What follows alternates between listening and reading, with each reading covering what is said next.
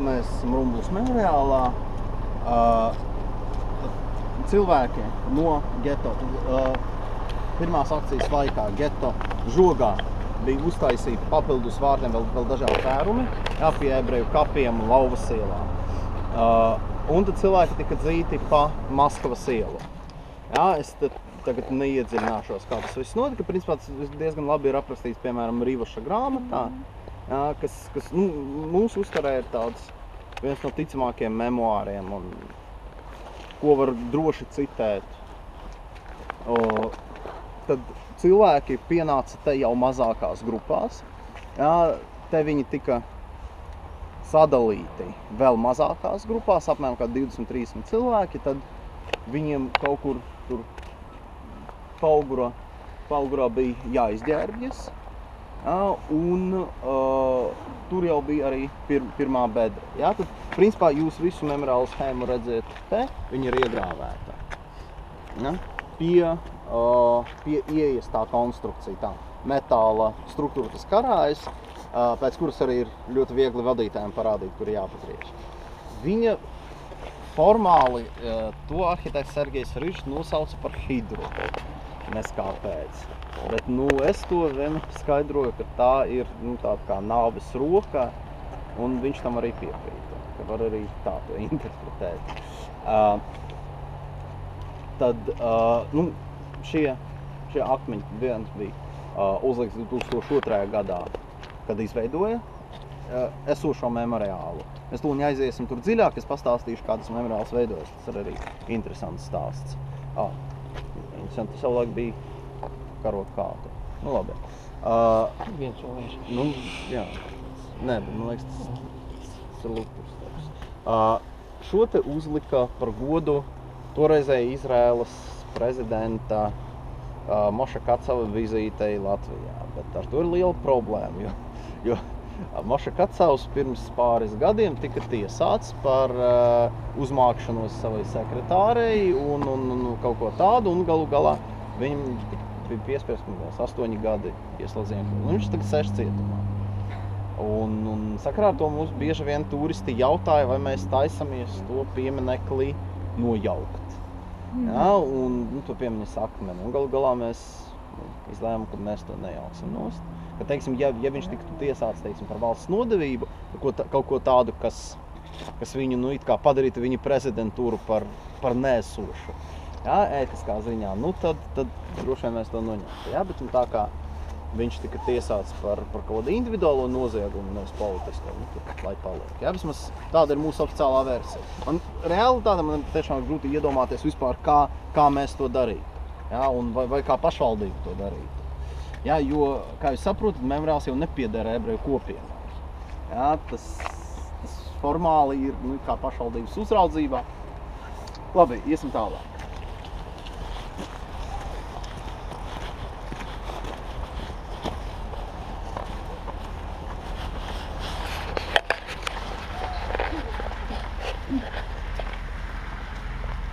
Te ir īsts apraksts. Te ir īsts apraksts 4 valodās, kas te ir noticis. Un, protams, toreiz bija tās lielās diskusijas par frāzi un viņu vietēji atbalstītāji, kas galvā tomēr tas viss tika iegrāvēts. Un tad, atkal teorētiski, es saku, ka man tā liekas, ka, teiksim, šie zobi, vai kā viņas raksturot tā, es domāju, ka zemapziņā Rižam bija kaut kāda alūzija uz uzrakstu, kas ir sinagogā Vistora šķirstā. Tad esi svētīts tu Dievs tas kungs, kas izglāba mani no ienaidnieku zobiem. Es nevis mani par laupījumu ienaidnieku zobiem. Kaut gan pirmo reizi tas, protams, parādījās nevis šai memoriāli vēl Bičerniekos, kas bija atklāts 2001. gadā, bet izstrādāja viņš to ideju jau paralēli. Tāpēc es saku, ka varbūt zemapziņā viņam kaut kur bija. Viņš to nekad nav artikulējis, ka tā ir tiešā atsauce. Bet simboliski, kā jūs redzat, mēs it kā izējam caur zobiem. Mēs it kā ienākam rītā.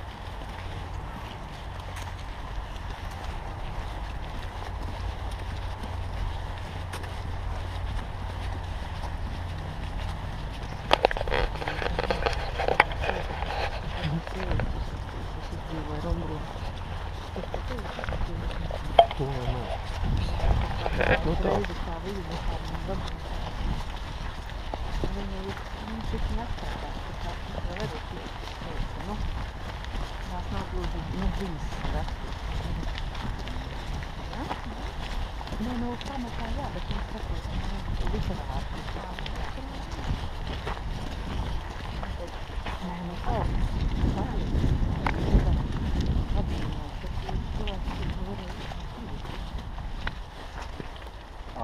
Tad šī ir pirmā bedre. Jā, kopumā ir 6 tās automās bedres. Kaut gan reāli, cik tālu es saprotu. Tas, protams, nav reālās bedres kontūrs. Jā, tad tā ir simbolisks objekts, kas apzīmē bedres vietu. Ja, jo reāli tās bedres vismaz tādā veidā, kādā 44. gadā tās atrada padomju ārkārtējā komisija, tur mēs redzam viņu plānos, ka ir dažādās formās ir tās bedres. Ja? Bet 60. gados vienkārši vienādā formā visas bedres izzīmē. Un te atradās padomju gados arī pieminieklis, kas vēlāk, 2002. gadā, tika pārcelts uz to vietu, kur tas tagad atrodas. Ja? Es par to pastāstu. Sakiet, tie mazie akmentiņi, kas visu raučājas. Tā ir interesanta lieta. Kaut kā ebreju tradīcija nav iegājis likt ziedus. Jo principā pēc iespējas cenšas ebreju tradīcijā pēc iespējas mazāk kontaktēt ar mirušo pasaulē. Ja, un šai ziņā, pilnīgi atšķirībā no latviešiem, ebrejiem nav pieņemts iet uz kapiem. Ja, jo, teiksim, ja latviešiem tas ir viens svarīgs moments, kapu svētki, kapu uzkopšana, ebrejiem tā nav. Ja, un principā iet pāris reizes gadā. Kapos viena diena ir, kad teiksim, kaut kāda radinieka nāves gadskārta, un otra diena ir Elul mēnesī, kas ir mēnesis pirms ebreju jaunā gada. Tas visbiežāk ir kaut kāds augusts, septembris. Ja, kad cilvēki vienkārši brauc uz kapiem, un tur it kā formāli lūdz Dievu uz tā radinieka kapiem. Ja? Bet reāli tas, protams, pārvēršas par komunikāciju ar mirušajiem, ka reāli, teiksim, tādā tautas reliģiskumā lūdz aizgājējus par to, lai tie būtu par aizstāvjiem debesīs un tā tālāk. Un principā bija, mēs vismaz zinām, ka 18. un 19. gadsimtā varēja lūgt arī par to, lai tie izlūgtos no Dieva, teiksim, lietu, ja bija pārāk sauss un tas draudēja ražai un tā tālāk. Ja, kas no ebreju tradīcijas augstās reliģijas ir nepieņēmums, ja, bet, protams, tas reāli tā funkcionē. Un tāpēc vienkārši, lai lieku reizi neveidot kaut kādu saikni starp dzīvo pasauli un mirušo pasauli, nav pieņemts nest neko, kas saistās ar dzīvi. Ziedi ir dzīvi. Ja, tāpēc nevajag nest ziedus. Ja, teiksim, tā tradīcija, kas piemēram, ir slāvu tautām, likt ēdienus kaut kāds vai noturēt mīlestību. Ja? Absolūti ir neiedomājama ebreju tradīcija. Ja? Un sakarā ar to liek akmeņus. Ja? Tad, protams, tagad ziedu likšana arī ir iegājusies, ja? Bet tradicionāli ziedus nelika. Vai, teiksim, 19. gadsimtā lika akmeņus šādā veidā? Par to es negalvošu. Ja? Es domāju, ka tas drīzāk ir tieši likt akmeņus, lai nelikt ziedus, jo visi pārējie liek ziedus. Ja? Teiksim, ka 19. gadsimtā, kad ebreji mazāk varbūt domā par to, kā citi uzkopja kapus, ja, tad droši vien arī akmeņus nelika. Vismaz man tā. Ko gan lika, piemēram, varēja rakstīt zīmē, kas aizgājēja.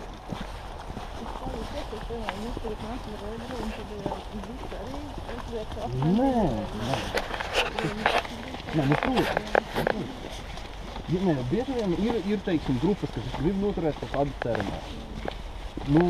Arī cik lielā mērā jums ir jāpiedalās, nav jāpiedalās. Un, protams, ka jums kādā veidā ir jāpiedalās. Bet, man liekas, tas ir pasaprotams, jūs tajā laikā nerunāsiet. Tālāk vai vēl kaut kad,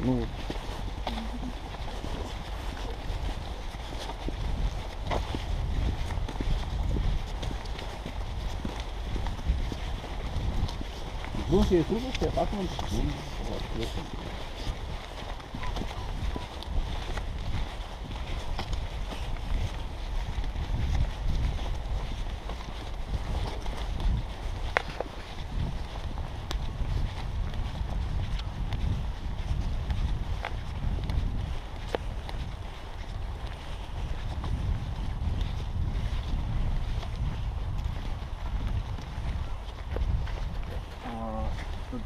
tur ir tas vecais piemineklis. Uzreiz saku, ka tā plāksnīte ir absolūtais murgs. Ja, un tāpēc es visbiežāk, lai turisti to nelasītu, es rādu pieminekli no tālienes. Ja, jo te rakstīts, tas bija vienīgais piemiņas zīme ebrejiem nacismu upuriem PSRS teritorijā. Tas ir absurds. Latvijā vien bija, es nezinu, pārdesmit to pieminekli, protams.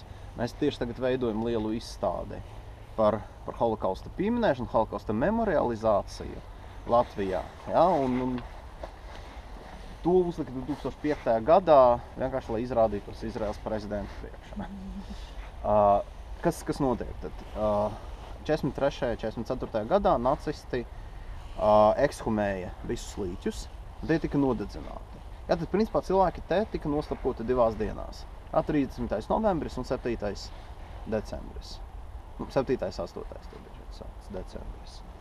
Pēc tam faktiski nekādas nošaušanas te nenotika. Tad 43. gadā, lai strādātu te līķu nodedzināšanā, te atveda vēl dažus simtus ebreju un arī, man liekas, kādu skaitu padomju karagūstekņu no Kaizervaldes nometnes. Un viņi te strādāja, un viņus te arī nošāva. Jā, tos, kas strādāja līķu dedzināšanu. Līķu dedzināšana notika visā Eiropā. Bija tā speciālā komanda 1005, jā, kas vienkārši ceļoja no pilsētu uz pilsētu un dedzināja līķus. Un tad tie pelni tika sajaukti ar smiltīm, iebērti atpakaļ bedrēs, un pa virsu, man grūti teikt, vai rumbulā tā tika darīts, bet vienkārši biķernieks mēs redzam fotografiju, tika stādīti koki. Jā, lai tas aizaugtu ar laiku. Un tas pats notika, teiksim, ar vairākām nometnēm, teiksim, ar Belžetas nometni Austrumpolijā. Jā, tur vienkārši nulīdzina līdz ar zemi visu ko un iestādīja mežu. Tad 44. gadā atnāca padomju ārkārtējā komisija. Viņi te nomarķēja tās bedres, kuras varēja. Un tad viņi noteica, ka upuru skaits varētu būt 308 000. Jā, atkal, nezinu, vai Aigars par to runāja vai nē, cik ticami vai nē ir ārkārtējas komisijas skaitļi. Tur ir tāda problēma, jā, kad, teiksim, tur ir daļa skaitļu, tie materiāli, kas ir tīrā propaganda, vienkārši mums ir, teiksim, sarakste par Jelgavu. Jā, tad no Jelgavas ziņo, ka mums sanāk 3000 nacismu upuri. Viņiem saka, ziniet, ko rakstiet 6. Bet ir liels skaits, un es domāju, ka vairākums viņu datu ir drīzāk kļūdas rezultāts, jo kā viņi strādā? Viņi no vienas puses viņi vāc liecības no aculieciniekiem, ja, un, protams, kā aculiecinieki viņi jau nevar teikt, tie ir 3000 vai 4000. Ja, cilvēks nošķirt ir 10 vai 100 cilvēki, bet ne 3 vai 4000. Viegli vizuāli. Otrais, viņiem bija ļoti sarežģīta sistēma, kā pēc, teiksim, atrasto pelnu un smiltu sajaukumu bedrē, pēc tās kubatūras izreikināt upuru skaitu. Ja, viņiem tur bija kaut kāda sistēma, kā piedodiet, tur pelnu kubiskais centimetrs ir tur, kaut kas tāds. Tas izklausās ļoti cīniski, bet bija jābūt kaut kādai metodoloģijai. Ja? Tāpēc tur bieži vien sanāk, ka viņiem tas skaitlis ir ap kādu ceturtdaļu augstāks nekā tas, ko mēs varam izsecināt no dokumentiem. Cik ilgi tas? Nē, to mēs labi zinām, 25 000.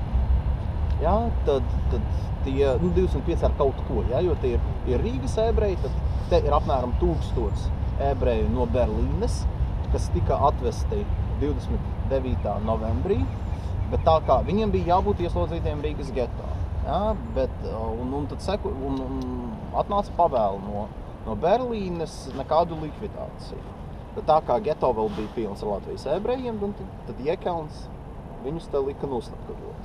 Tas kādi 960 kaut kāds tāds skaitlis bija. Un viņš par to pat saņem rājienu, par to, ka viņš uz savu roku izveda to likvidāciju. Ja, tad mēs rēķinām, ka 1000 apmēram ebreju no Berlīnas, mazliet mazāk, apmēram 24 000 Rīgas ebreju, un tad daži simti to ebreju un karagūstekņu, kas nodarbojas ar līķu dedzināšanu. Ja, tad kopā sanāk kaut kādi 25 ar kaut ko tūkstoši. Jā, tad padomju laikā figurēja skaitlis 38 tūkstoši. Kāpēc es to, jā, kāds jautājums? Jā, es īstenībā gribēju pajautāt, kas īstenībā izraisīja šo te dedzināšanu? Nu kā, nacisti gribēja Kara beigas iet, kā karš iet uz beigām? Nosacīt uz beigām, tas varbūt sākās pēc Staļingradas, jā, kad kļuva skaidrs, ka karš virzās nepatīkamā, attīstās nepatīkamā veidā, jā, un ka viņi sāka slēpt nozieguma pēdas. Tas nebija tik vienkārši, protams, jā, un, bet kopumā ideja bija tāda, jā, un tas notika visur. Speciāli atbrauca, viņiem bija kaut kādas mašīnas, teiksim, kaulu skaldīšana.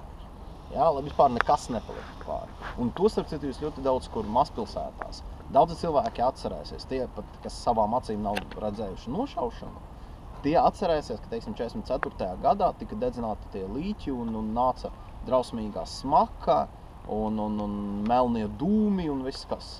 To ļoti daudz, kur atcerās. Atkal jautājums, ka viņi nevienmēr varēja atrast to vietu. Ja? It īpaši, teiksim, ja tā bija kaut kāda slepkavība, kas bija tikai ar vācu akceptu notikusi, piemēram, ja, tad viņi nevarēja to atrast. Un, teiksim biķerniekos, ja? Es par to pastāstīšu pēc, mēs būsim biķerniekos. Ja? Tad ārkārtējā komisija, cik tālu mēs saprotam, viņi atzīmēja tās vietas, vienkārši kaut kā varbūt ar kādu žogu nelielu. Un viss, te nekas vairs nenotiek. Jā, tad cik tālu man ir zināms, jau kaut kad 40. gadu nogalē, te ebreji sāka braukt un, vismaz kaut kā pieminēt. Pirmais dokuments, kas mums ir, bet mēs tagad turpinam pētīt, varbūt vēl kaut kas uzpeldēs. 49. gadā ebreju draudze lūdz atļauju pārabedīt mirstīgās atliekas no Rumbulas, no biķerniekiem un neskapēc no Salaspils uz jauniem ebreju kapiem. Viņi tur raksta, ka mēs esam savākuši 5 mirstīgo atlieku maisus. Viņiem tas netika atļauts. Un tas ir interesanti, jo tas pilnvarotais reliģiju lietās, kam bija adresēts lūgums. Viņš raksta, ka tā pārabedīšana izraisīs 10-15 tūkstoši ebreju pulcēšanos kapos, protams, uz tādu pasākumu. Jā, tas viss var izvērsties par kādu nacionalistisko sajietu, kas izraisīs nevēlamas baumas par padomju varu. Вызовет нежелательные толки о советской власти. Galu galā tas netika atļauts, viņiem bija teiks, ka gribiet likt pieminekli, variet likt te, Rumbulā. Jā, bet, protams, ir ideja uzlikt pieminekli tur, kur cilvēki to apmeklēs. Jā, un galu galā arī šeit nekas netika uzlikts. Daļai droši vien tāpēc, ka tajā pašā 49. 50. gadā sākās arī antisemītiskā kampaņa Padomju Savienībā, tā saucamā cīņa ar kosmopolītiem. Jā, un, protams, gribēja vispār 50. gadā slēdza Berga bazāra sinagogu, droši vien vienkārši gribēja pēc iespējas mazāk kaut ko darīt, kas var izraisīt viņiem problēmas. Tad te vienkārši visā izauga mierīgi, jā, 60. gados līdz 62. gadam te nekā nebija. Tad, vismaz kā saka kāds liecinieki, 62. gadā oktobrī droši vien bija noturēts pirmais piemiņas mītiņš biķerniekos. Ja, jo, protams, biķernieki bija svarīgi, jo tur bija komunisti pagrīdnieki, kas bija nacistu nošauti. Ja, tur, teiksim, tā bija ideoloģiski vairāk atbilstoša vieta, mēs tā varam teikt. Un pēc tā mītiņa grupa ebreju aktīvistu, un uz to laiku jau bija visādas aktivitātes, kas varbūt nebija tik cieši saistītas ar holokausta pieminēšanu, bet, teiksim, jau sākas kaut kādā ebreju nacionālā kustība. Tad viņi atbrauca te un uzlika uz kāda koka, tādu plāksnīti īdešu valodā, ka šeit 41. gada 30. novembrī un 7. un tur viņi rakstīja 8. 9. pēc decembrī, bija apklusināti 38,000, rekords skaitlis, mūsu brāļu un māsu balsis. Ja, un tad sākās ar to 62. gadu pamazām cilvēku braukšana te, svētdienās, brīvā dienā cilvēki pulcējās, viņi nodarbojās ar kaut kādu apzaļumošanu, ar tīrīšanu, ja, tika iezīmētas bedres atkal, Jā, tad, teiksim, tas, ko mēs redzam, tas pakāpeniski tika veidots. Tad paralēli sākās cīņa par piemiņas zīmi. Tika uzliktas visādas pagaidu piemiņas zīmes. Jā, piemēram, bija viena piemiņas zīme ļoti manā izpratnē, dīvaina, bet ļoti izteiksmīga. Tad mākslinieks Josefs Kuskovskis, viņš uzlika no finieru droši vien skulptūru cilvēks, kas it kā izlien no zemes un tur augšā dūri. Tā, es pieņemu, ka kaut kur ir redzēt, ļoti dīvains izskatās.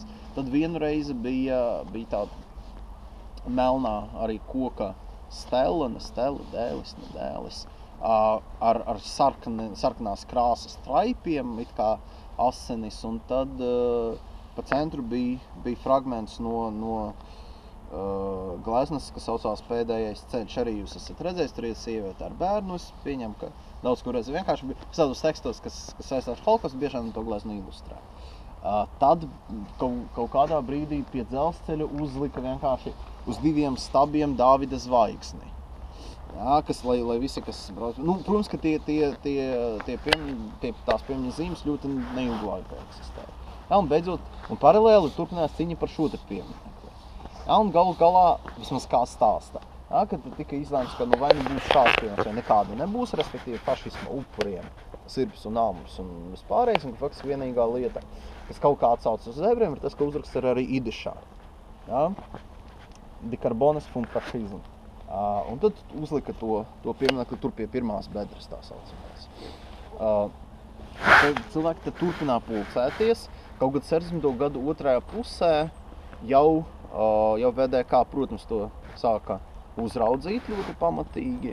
Jā, un kādu gadu, teiksim, atveda te kaut kādu kara orķestri, lai tie spēlētu ceremonijas laikā, un lai traucētu ceremoniju. Jā, pāris reizes vienkārši veda te kaut kādus vai karaskolas kursantus vai kaut ko tādu, lai viņi iebiedētu cilvēku. Jā. Un faktiski tā tas viss turpinājās līdz kaut kādā 80. gadu nogalē. Jā, teiksim, viens no stāstiem, ko mēs pierakstījām arī intervijām 80. gadu sākumā, cilvēki atnāk, viņi redz, ka te arī atkal pilns ar miliciju, ar kursantiem un vispār nav iespējams noturēt ceremoniju. Jā, tad viens no tiem cilvēkiem, viņš atnāca ar savu 4-5 gadīgo meitu. Tad viņš uzsēdināja viņu uz pleciem un vienkārši sāka stāstīt, kas te notika. Jā, un tad formāli iejaukties milicija arī nevarēja, jā, jo nenotiek nekāda sanāksme, vienkārši cilvēki stāv un tēvs kaut ko meitai stāsta. Jā, tad ātri teica aizlūgumu un kā ceremonija tika noturēta. Jā, un tad faktiski tikai 80. gadu nogalē tas viss atkal kļuva legāls. 89. gadā pie ieejas, kur tur tagad ir tā hidra, virs Maskavas ieejas. Tur uzlika akmeni ar uzrakstu ebrejiem, fašisma upuriem, un tad 2002. gadā izveido šo memoriālu. Es vienkārši pakāstīju, un viņš pavētās, ka tas nav sniega, ka ir redzams, kā memoriāls ir domāts. Tad tā platforma ir veidota Dāvida zvaigznes formā. Kāpēc ziedi tomā? Tāpēc, ka cilvēki liek ziedus. Tad tā platforma ir veidota Dāvida zvaigznes formā. To labi var redzēt, tai plānā, kas ir iegrāvēts pie ieejas. Tad uz katras Dāvida zvaigznes šķautnes droši vien ir ielas nosaukums, Rīgas geto ielas nosaukums. Jā, tā ir reālā geto kārtība. Redzēt, teiksim, Krāslavas un Sadovņikovu ielu stūris, tad uz vienu pusi iet Ludzas iela, uz to pusi iet Lazdonas iela, tad it kā var izstaigāt visu geto.